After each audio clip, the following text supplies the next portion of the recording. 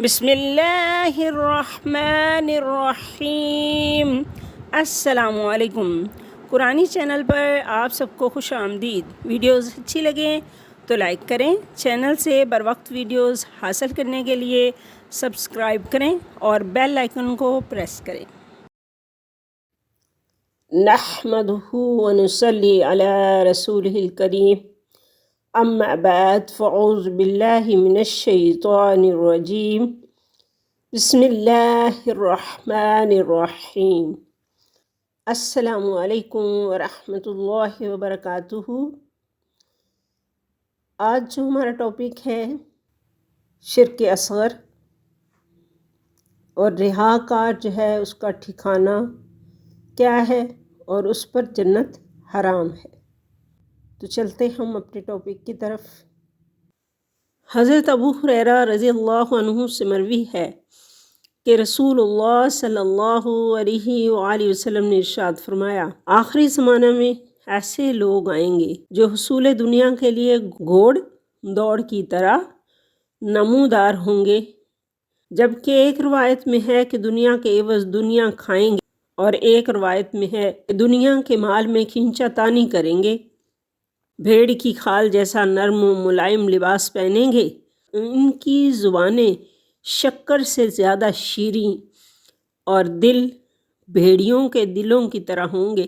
تو اللہ تعالیٰ ان سے کہیں گے کہ تمہیں میرے بارے میں دھوکہ ہوا ہے یا مجھے جرأت دکھاتے ہو۔ جرأت کہتے ہیں کہ انسان اپنے آپ کو بغیر غور و فکر کے بہادر سمجھے۔ میری ذات کی قسم کہ میں انہیں ایسے فتنے میں مبتلا کر دوں گا کہ حکیم و دانا لوگ حیران رہ جائیں گے۔ جامع ترمذی۔ حضرت ابو صالح سے مروی ہے کہ ایک شخص نبی کریم صلی اللہ علیہ وآلہ وسلم کی خدمت میں حاضر ہوا اور کہنے لگا، اے اللہ کے رسول صلی اللہ علیہ وآلہ وسلم، میں کوئی عمل کرتا ہوں تو اسے چھپاتا ہوں، پھر جب کسی کو اس کے بارے میں علم ہوتا ہے تو مجھے خوشی ہوتی ہے، کیا اس میں میرے لیے اجر ہوگا؟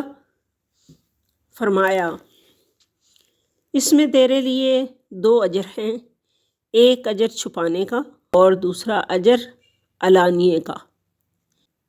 فقیہ رحمۃ اللہ فرماتے ہیں کہ اس حدیث کا مطلب یہ ہے کہ دوسرا اس کے عمل پر مطلع ہو اور اس کی پیروی کرے تو اسے 2 اجر ملیں گے، ایک عمل کا اجر، دوسرا اقتدائے پیروی کا اجر، جیسا کہ ارشاد نبوی صلی اللہ علیہ وآلہ وسلم ہے، جس نے کوئی نیک طرح ڈالی اسے اس کا بھی اجر ملے گا اور قیامت تک اس پر عمل کرنے والوں کا اجر بھی، اور جس نے کوئی برا کام شروع کیا تو اس پر اپنے عمل بد کا وبال بھی ہوگا اور قیامت تک اس پر عمل کرنے والے کا وبال بھی۔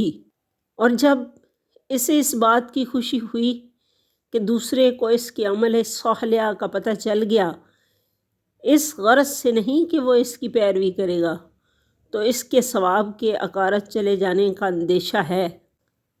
حضرت ابو حبیب رضی اللہ فرماتے ہیں کہ رسول اللہ صلی اللہ علیہ وآلہ وسلم نے ارشاد فرمایا، فرشتے بندہ خدا کے عمل کو اوپر لے کر جاتے ہیں اور اسے خوب بڑھا چڑھا رہے ہوتے ہیں اور اس کی خوبیاں بیان کرتے ہیں، اور جہاں تک اللہ تعالیٰ چاہتے ہیں اسے لے جاتے ہیں۔ تو اللہ تعالیٰ انہیں القاء فرماتے ہیں کہ تم میرے بندے کے عمل کے محافظ تھے اور اس کے دل کا نگران میں تھا، میرے اس بندے نے یہ کام میری رضا کے لیے نہیں کیا، تم اسے جہنم میں لکھ لو۔ اور کسی ایسے بندے کا عمل لے کر جاتے ہیں کہ جس کی تحقیر کر رہے ہوتے ہیں اور اسے بہت کم سمجھ رہے ہوتے ہیں، اور اسے جہاں تک چاہتے خداوندی ہوتی ہے لے جاتے ہیں، تو انہیں اللہ تعالیٰ فرماتے ہیں کہ تم میرے بندے کے عمل کے محافظ تھے اور میں اس کے دل کا نگران تھا۔ میرے اس بندے نے یہ کام میری رضا کے لیے کیا ہے، اس سے نیکوکاروں کے دفتر میں لکھ لو۔ اس حدیث میں اس بات کی طرف اشارہ ہے کہ تھوڑا عمل جو رضائے خداوندی کے لیے ہو، اس زیادہ عمل سے بہتر ہے جو رضائے خداوندی کے لیے نہ ہو۔ اللہ تعالیٰ اس تھوڑے کو اپنے فضل سے زیادہ کر دیں گے، جیسا کہ ارشاد خداوندی ہے سورۃ النساء آیت نمبر 40۔ اگر ایک نیکی ہوگی تو اسے کئی گنا کر دیں گے اور اپنے پاس سے اجر عظیم عطا کریں گے۔ باقی وہ عمل کثیر جو رضائے خداوندی کے لیے نہ ہو تو اس پر کوئی ثواب نہیں اور اس کا ٹھکانہ جہنم ہے۔ حضرت فقیہ رحمۃ اللہ فرماتے ہیں کہ مجھے فقہا کی ایک جماعت نے بتایا۔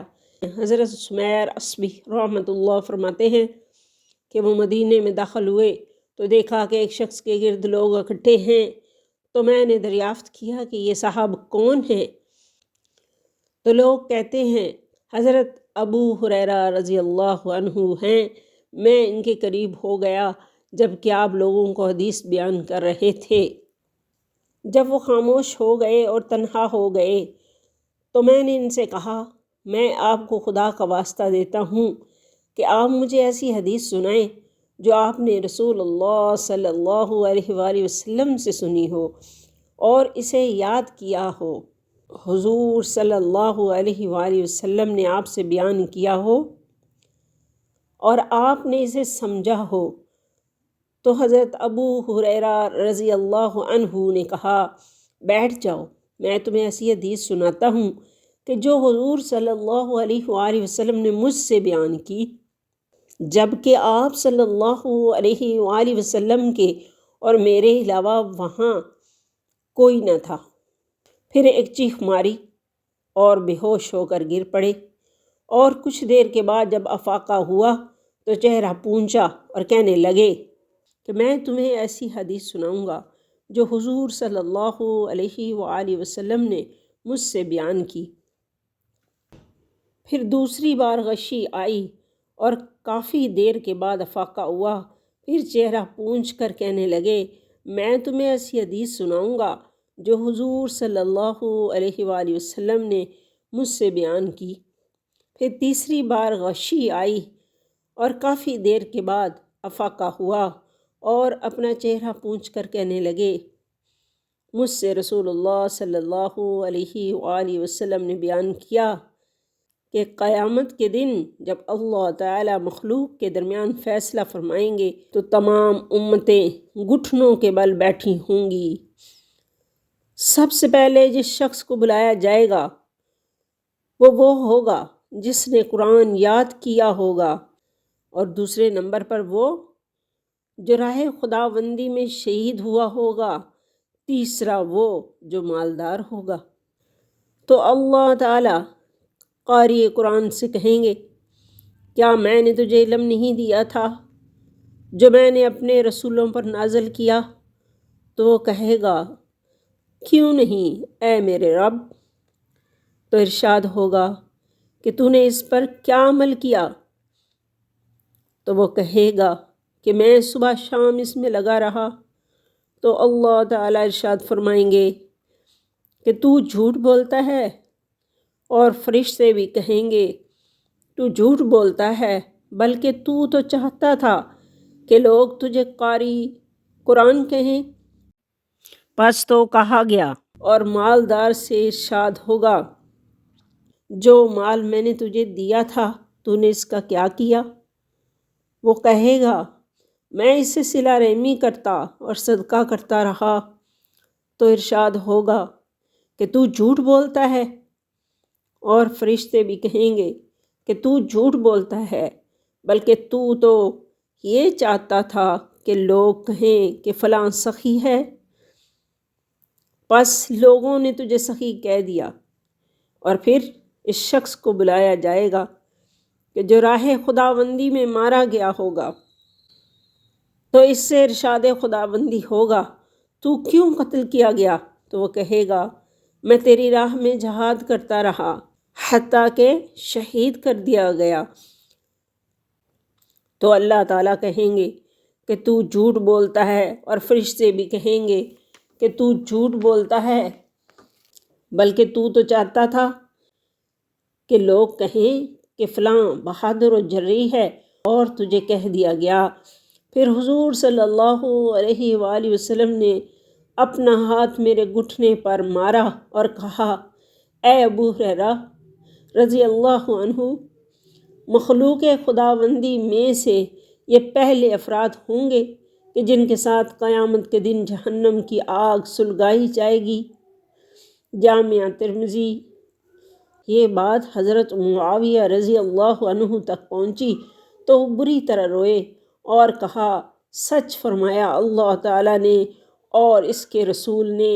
پھر اس آیت مبارکہ کی تلاوت فرمائی، سورۃ الہود، آیت نمبر 16-15۔ جو لوگ دنیا کی زینت اور زندگانی چاہتے ہیں تو ہم ان کے اعمال ان کو دنیا میں بھگتا دیں گے اور اس میں کچھ نقصان نہیں کیا جائے گا۔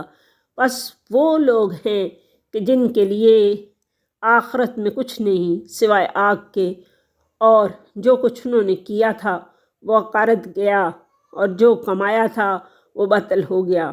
عبداللہ بن حنیف انطاکی رضی اللہ کہتے ہیں کہ جب بندہ قیامت کے دن اپنے عمل کا ثواب چاہے گا تو اللہ تعالیٰ کہیں گے، کیا میں نے تجھے تیرا ثواب نہیں دے دیا؟ کیا ہم نے تیرے لیے مجلس وسیع نہ کی؟ کیا تو اپنی دنیا میں سرداری نہ کرتا رہا؟ کیا ہم نے تجھے خرید و فروخت کی رخصت نہ دی؟ کیا تجھے اس جیسی اور سہولتیں اور آسائشیں نہ دی؟ کسی دانا سے پوچھا گیا کہ مخلص کون ہوتا ہے؟ کہنے لگے، جو اپنی بھلائیوں کو اس طرح چھپائے جس طرح برائیوں کو چھپاتا ہے۔ اور کسی سے پوچھا گیا، اخلاص کی انتہا کیا ہے؟ فرمایا کہ تجھے لوگوں کے منہ سے اپنی تعریف بھلی معلوم نہ ہو۔ ذوالنون مصری رضی اللہ عنہ سے پوچھا گیا کہ کسی شخص کے بارے کیسے معلوم ہو کہ اللہ کا برگزیدہ بندہ ہے؟ فرمایا 4 چیزوں سے معلوم ہوگا۔ جب وہ راحت و سکون ترک کر دے، جو کچھ موجود ہو وہ دے دے، جو کچھ موجود ہو وہ دے دے، یعنی جو کچھ تھوڑا بہت موجود ہو۔ نمبر 3، مرتبے کی پستی کو پسند کرے۔ نمبر 4، تعریف اور ندامت سے برابر لگے۔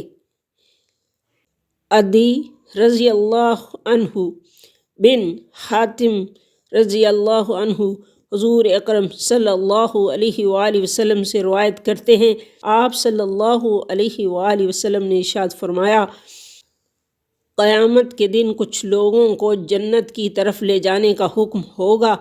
جب وہ اس کے قریب پہنچیں گے اور اس کی خوشبو سونگھیں گے اور اس کے معلات اور ان انعامات کو دیکھیں گے جن کا وعدہ ہوا تھا، تو وہ آواز آئے گی کہ انہیں اس جنت سے ہٹا دیا جائے،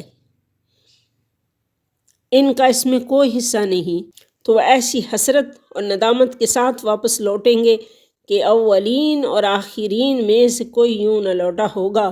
تو وہ کہیں گے، اے ہمارے رب، کاش کہ آپ ہمیں جہنم میں ان انعامات کو دکھائے بغیر ہی بھیج دیتے جو آپ نے اپنے بندوں کے لیے تیار کیے ہیں۔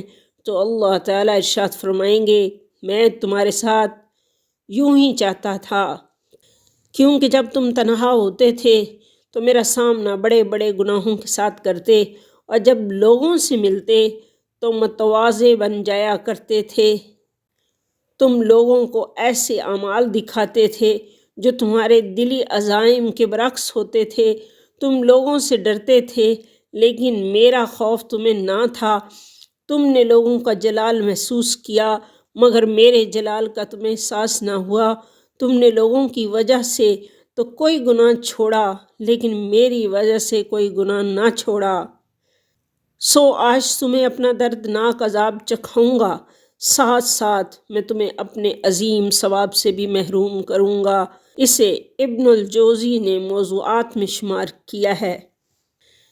جنت ریاکار پر حرام ہے۔